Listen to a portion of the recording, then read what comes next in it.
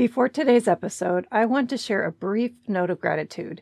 The Inspired Mom MD's podcast was just nominated for a Rising Physician Podcaster Award as part of the Doctor Podcast Awards 2026. This reflects this community and these conversations. If the show has ever supported you, voting closes December 29th, 2025. The link will be in the show notes. Thank you so much for listening. I could not have done this without you. Balance is a myth we outgrow. That line stayed with me long after my conversation ended with guest Dr. Bojana Jankovic Weatherly. She captured an experience many busy moms barely notice, that life doesn't always fit into tidy categories. It will expand and contract, asking things of you that no one prepares you for. In this unique interview, you'll hear how integrative wellness for physician moms takes root in lived experience and becomes a way of honoring your energy and your limits. Dr. Bojana has built an integrative practice dedicated to whole person healing, but her story started long before she opened her doors. Before she was a leader in medicine, she was an exhausted and overwhelmed pregnant resident searching PubMed at 2 a.m. for answers her training just wasn't giving her. What she found shifted the way she practices and the way she teaches and the way she cares for herself. Find the full transcript at inspiredmommds.com/87.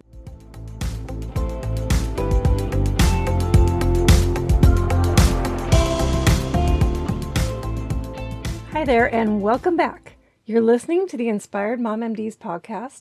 I'm your host, Dr. Cindy Van Prague. I help physician moms take back control of their time and energy so they can prioritize what matters most and thrive at work and at home. In each episode, I bring you honest conversations, inspiring stories, and practical strategies, including interviews with incredible women who are redefining success on their own terms. Let's dive in.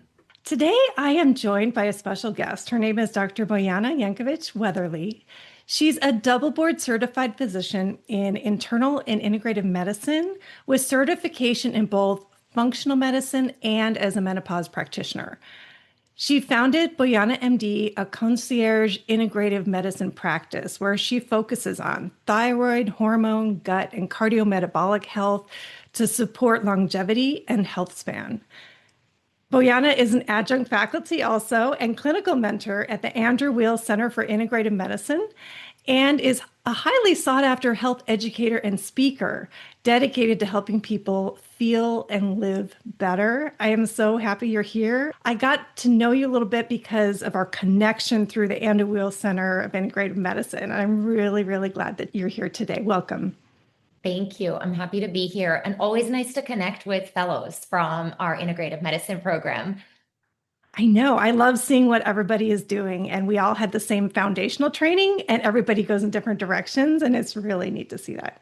So that's what we're going to get into today, like what you're doing today. But I would like to back up a little bit and start kind of more at the beginning, and the beginning meaning like that time of your life when you were a resident. What was going on about that time when you were learning to become a resident and learning to become a mom at the same time? Tell me about that part of your life.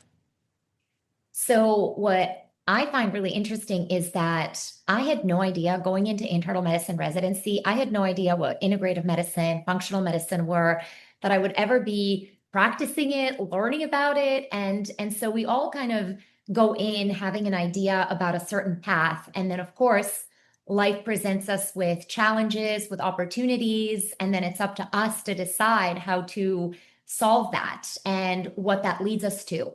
And so I feel that during my residency training, that was definitely one of those critical points. And what had happened was I was in internal medicine training. I absolutely loved what I was doing. Medicine is definitely my calling. I love working with people. I'm endlessly curious about everything medicine, everything health and wellness, the studies that are coming out.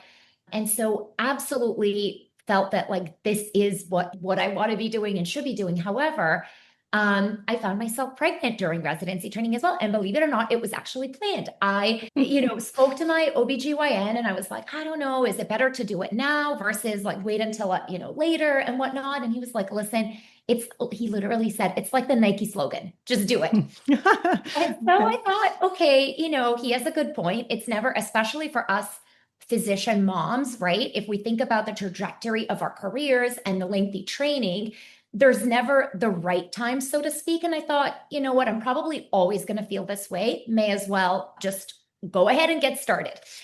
So I found that throughout my pregnancy, in internal medicine, we do a great deal of ICU rotations. We're mostly in inpatient rotations, taking care of very sick patients and also learning the skills and learning to develop our medical judgment. And there's a great deal of both physical, mental, and then emotional stress as well.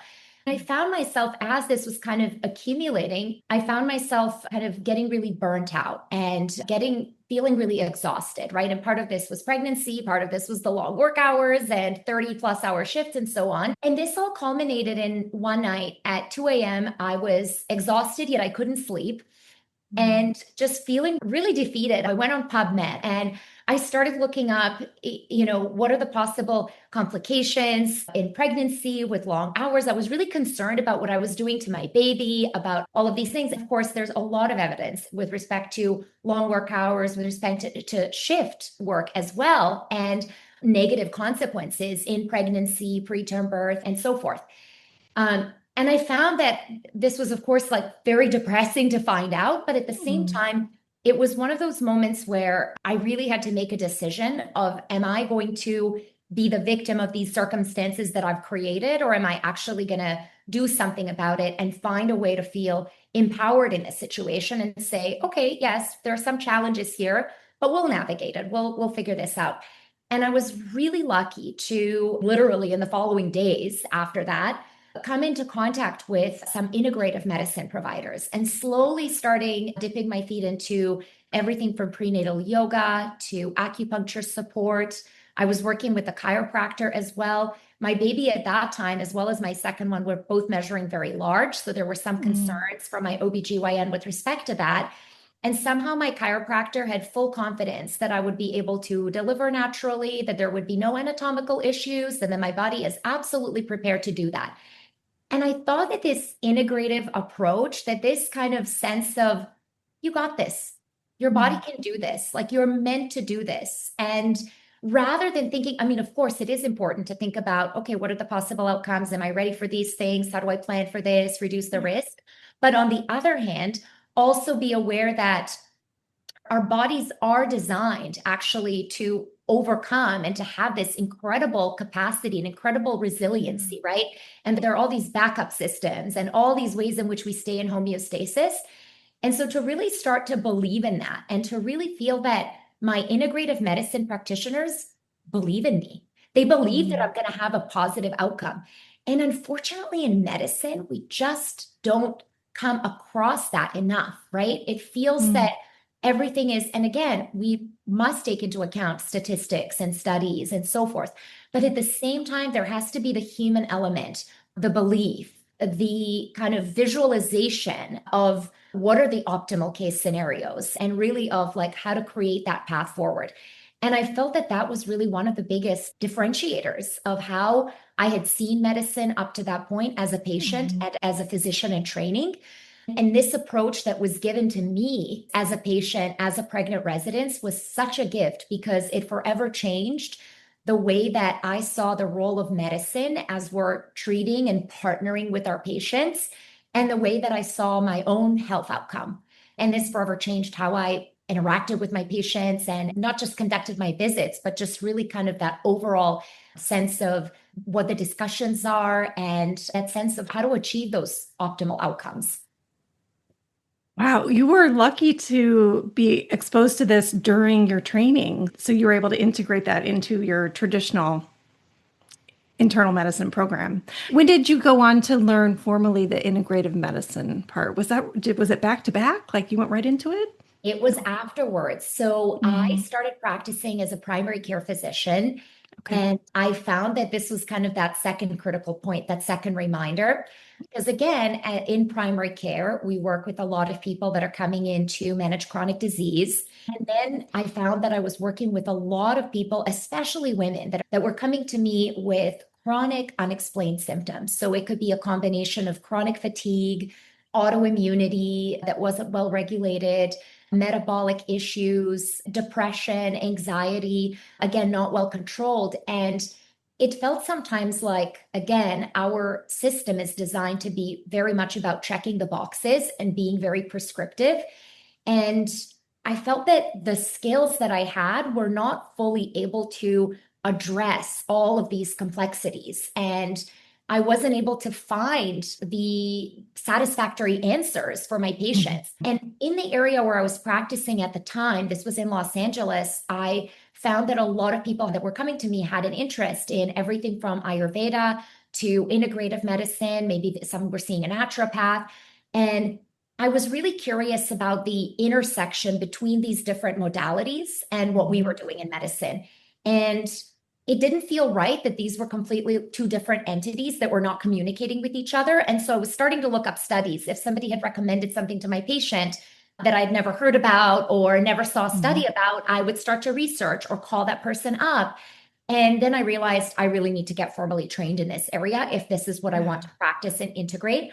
So in 2016, I started the integrative medicine fellowship training through the Andrew Weil Fellowship. And then it took 2 years to complete that. Around the same time, I also actually did Ayurvedic training as well. That was more lifestyle and coaching, not strictly medical Ayurvedic. And then I also did mindfulness-based stress reduction, which has been such a valuable tool in terms of supporting patients and again, giving them some tools to kind of develop their own mind-body connection and so forth. So I just kind of dove right in. And it was maybe a couple of years later, as I was completing my integrative medicine fellowship, that I started the Institute of Functional Medicine and the functional medicine training as well. So what I do now is I tell patients, this is what I love about our integrative medicine program and our philosophy is we don't reject conventional medicine. We 100% see the value in conventional medicine, but also in medications when they're indicated, in appropriate workup. Again, once you're an internist and you have your kind of system of working things up, that's still your system in which you operate, except that now we have these added modalities that we can add. So whether that's a combination of lifestyle, mind, body, sleep and stress counseling, nutrition, and having a deeper understanding of the different aspects of nutritional counseling and the fact that one size does not fit all, and really identifying what may be some triggers for individuals. Gut health support. I have to tell you, one of my pet peeves is when people say either, all supplements are bad or you absolutely need to these are must-have supplements. It's like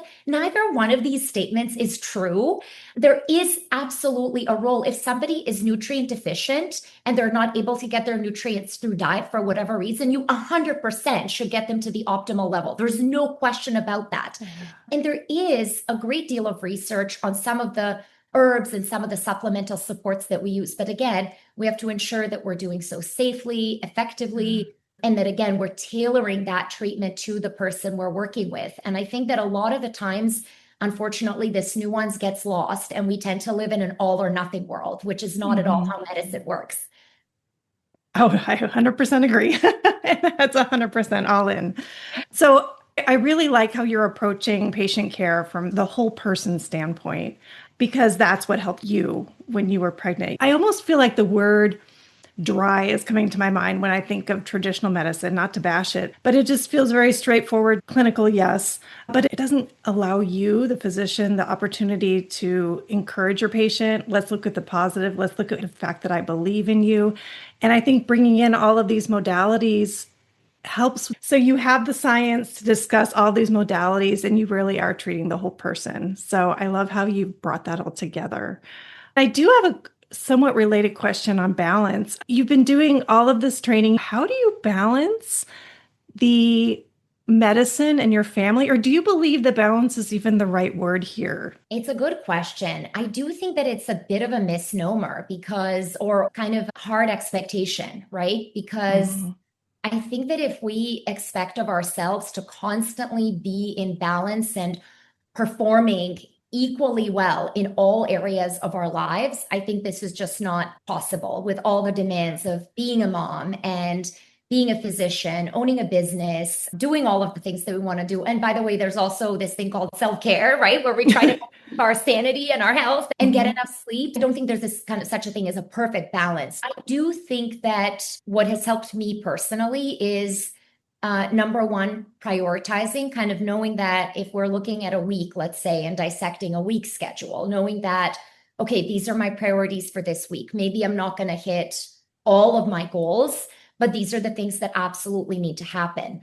And yes, it's very easy to fall into the trap of feeling I'm inadequate, I'm not doing enough, I'm not, and I do. I mean, I think we all do, right? All of us physician moms, we have moments where we feel like, oh, I just totally failed as a parent, or I did not do A, B, or C.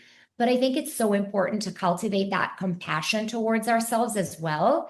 And I think it helps to have a community of like-minded individuals and colleagues where we can not necessarily so much vent to one another, but just have compassion for one another and realize that we're in this shared experience and that it's totally normal to feel like we should be or want to be in two places at the same time, but we can't. And that sometimes one thing has to give for the other thing.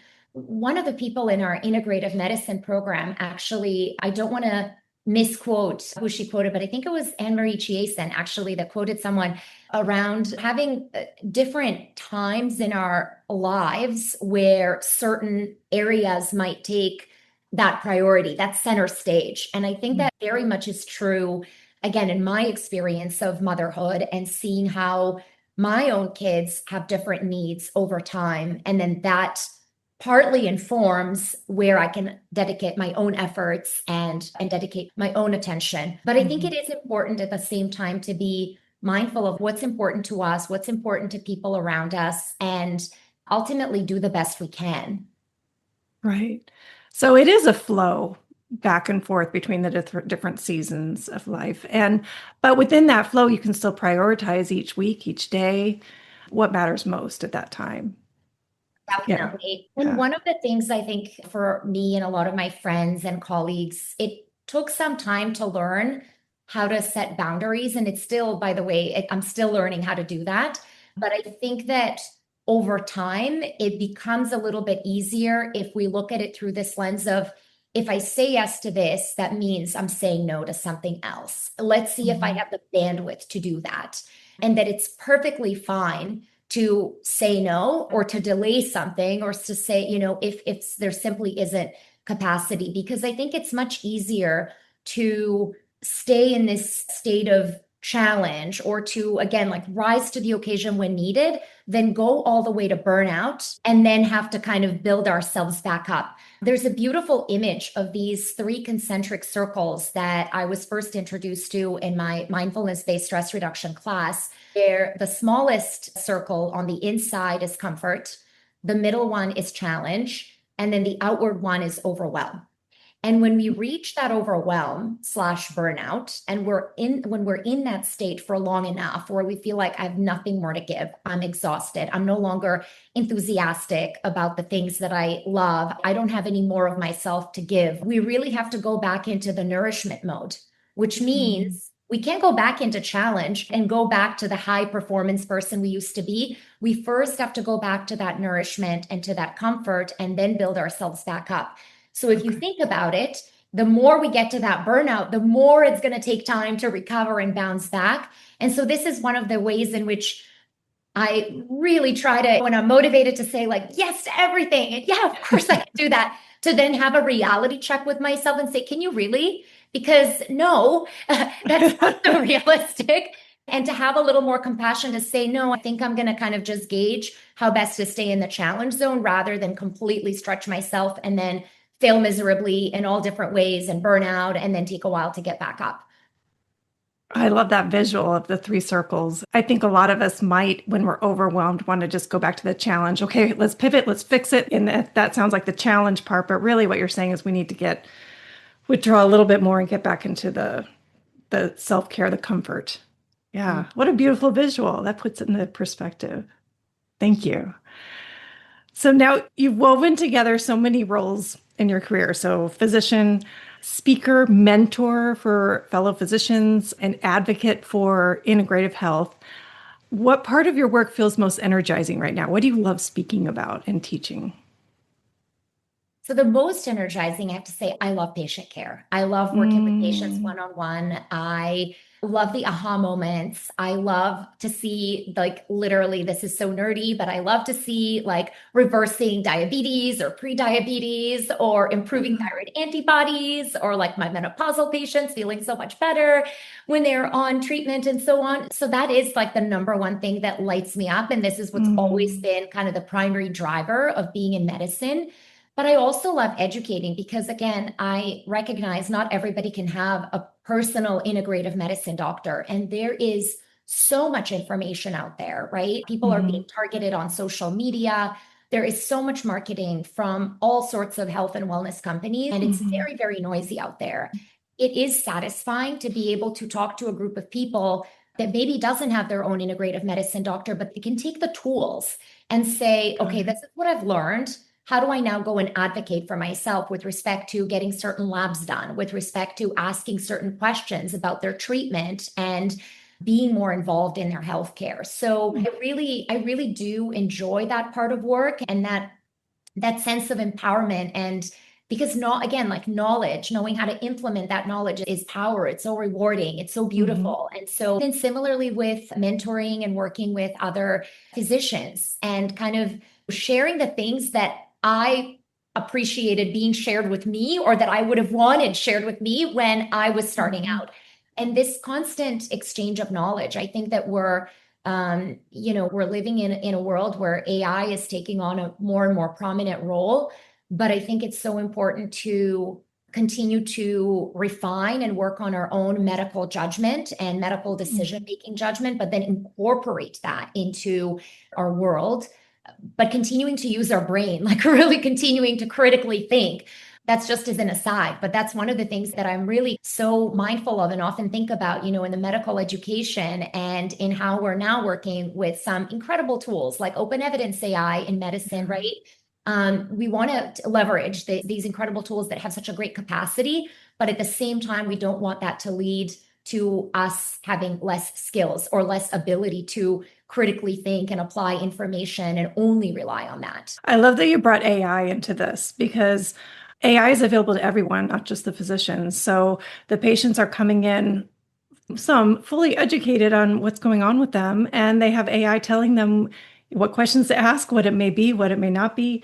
I love seeing your passion for that one-on-one interaction with your patients, and that you mentioned earlier in this interview that that was your passion and why you're in medicine. And again, now, I just personally think that in medicine, we can't lose that. We can't, as physicians, lose that one-on-one human touch, listening, guidance alongside AI. And I fully support AI, but I just also fully support the human touch part of it, which is exactly what you're doing. So I like that you brought that in and that you're using that together. Yeah, wonderful. Yeah, and I love it, by the way, when patients bring in their questions that they've generated through, using AI and various tools. I think that Mhm. it often helps to make the discussion more informed, but at the same time, there again needs to be some education around that discussion. And there's a lot of Yeah. discussion around, are people using the right prompts, right? As physicians, Mhm. we know the prompts. I know the prompts, the relevant prompts to put into my medical AI that I use Right. to help the AI shape and give me the top priority diagnoses that it's thinking about or treatment or thinking about that it's generating. Right. But sometimes, again, for a person without the medical training, they might put in all the information, which is great, or maybe certain areas could be omitted. And that Mhm. again could mislead. So obviously, we still Mm. need a human, a trained human to go through that. But I do like that people do come in more engaged, actually, which is great. Mhm. Right. So, shifting gears as we wrap up today, I wanted to quickly touch on something that you mentioned to me via email about dance and how important it is in your life and what it means to you. Can you explain that to us? Yes. So back to kind of exploring the idea of balance, right? The non existent balance. I think that this is one of the ways in which I try to cultivate a little bit of that balance in my own interests and so forth. And also dance is great for reducing the risk of dementia and whatnot. So there's that as well. But prior to medical school, I did salsa dancing and absolutely loved it, and then left it for a number of years.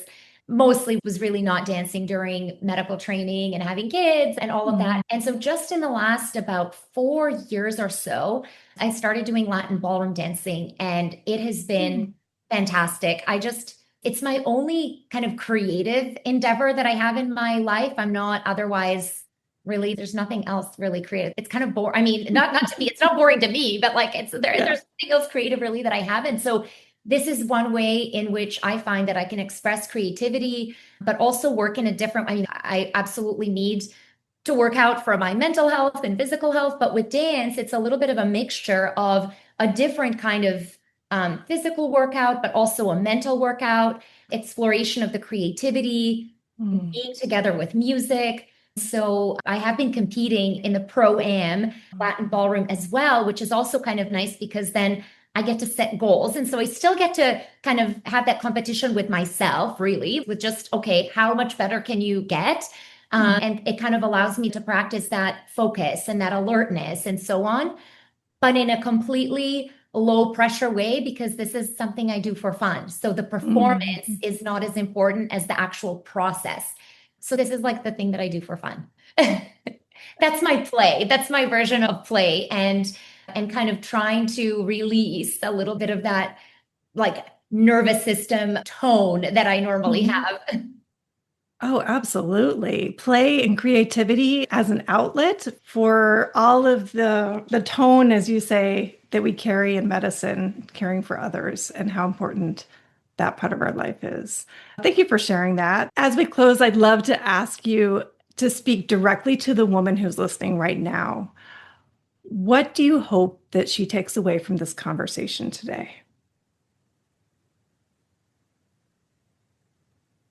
I hope that the takeaway for anyone listening is that, number one, practicing medicine can take on different forms, and that it's important to listen to yourself if there are areas that you want to further develop in your career or in your work with patients. And if that feels like the right path, if that feels like what's going to make the most meaningful impact, I think it's so important to follow that rather than continue to stay in a pre-existing idea of maybe something that was true 10 years ago plus.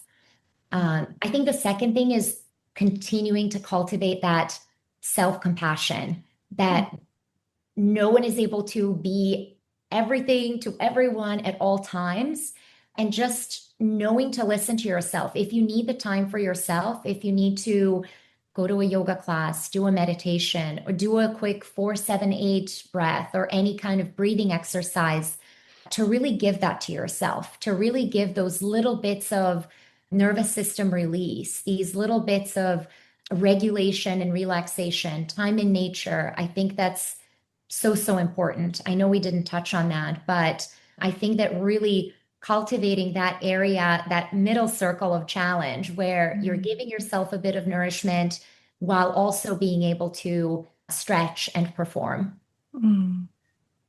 Just having self-compassion and listening to yourself, listening to your inner calling. Bojana, how can we connect with you if we want to learn more about you? Absolutely. So people can reach me through my website. It's drbojana.com. So it's drbojana.com. And more than happy to connect. Also happy to connect on social media. On Instagram, we are dr_Bojana as well. I'd love to hear from you. I will put those in the show notes for anyone listening, so you don't have to try to remember. You can look it up later, jot it down, connect with you. I am so thankful for you showing up today and sharing your wisdom and your experience so generously. And I'm just so grateful. And I hope people reach out to you and connect with you. Thank you. Thank you. And we do have a meditation guide on our website as well, so people can get that when they go on. Oh, wonderful. Got it. Thank you. Thank you so much for tuning in today to Inspired Mom MDs. If this episode resonates with you, please share with a friend who may benefit too. And I humbly ask you to please leave a review so other Dr. Moms can find me too. Thank you.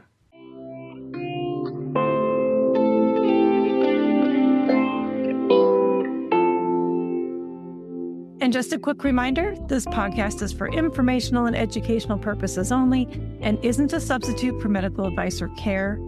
I'm a board-certified physician, but this content isn't connected to my clinical practice and no doctor-patient relationship is formed here. Please always talk to your own health professional about any mental or physical health concerns. Please see inspiredmommds.com for full disclaimer.